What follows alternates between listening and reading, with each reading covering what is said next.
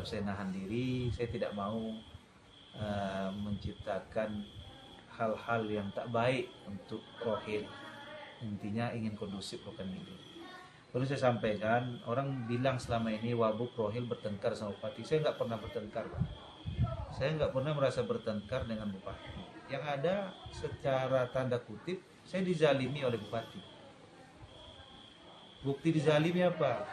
Setiap acara-acara pelantikan di 2023 ya khususnya ya, itu tidak ada konfirmasi, tidak ada apa, tiba-tiba lantik.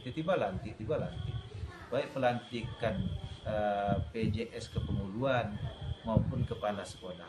Nah, saya minimal harus tahu lah Pak. Saya wakil bupati Pak, tapi walaupun demikian saya diam saja. Nah, sampailah Hulu kemarin di Tanah Putih Tanjung Melawan, saya diam saja.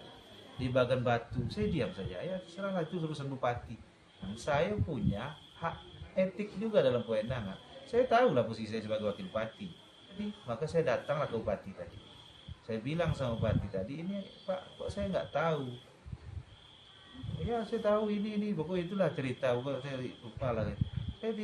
Saya harus tahu lah Pak Bupati. Pak Bupati punya kewenangan. Tapi pada prinsipnya balik ke awal saya datang tadi menanyakan. Saya menanya Pak Bupati, ini ya saya bilang pelantikan ini kok saya nggak tahu. Ada undangan, saya nggak tahu. Undangan di grup dinas itu satu sekda, kedua OPD dan lain-lain lewatkan wakil bupati.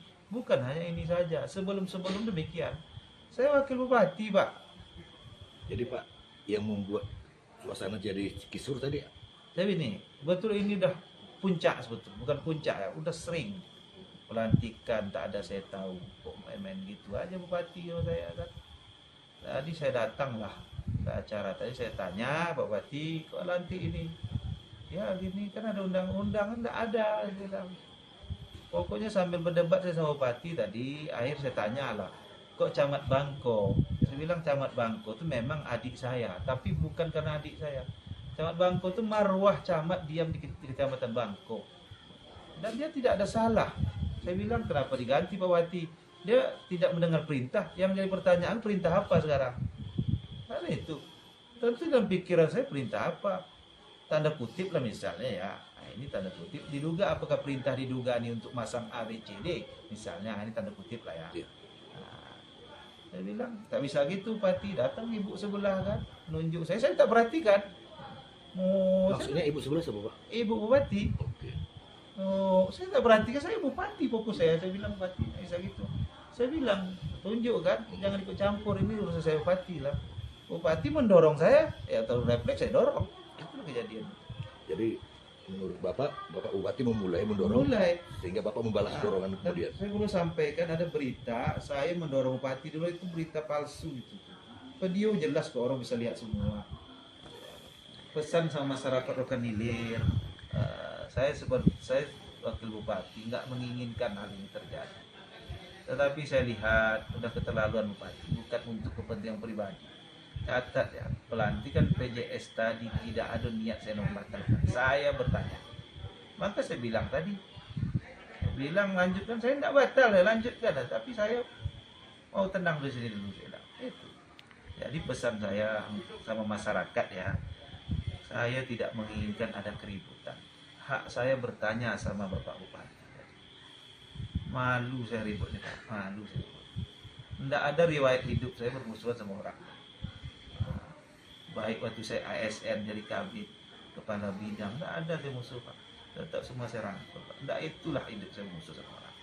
Jadi sekali lagi pada masyarakat mungkin melihat video tadi ya enggak.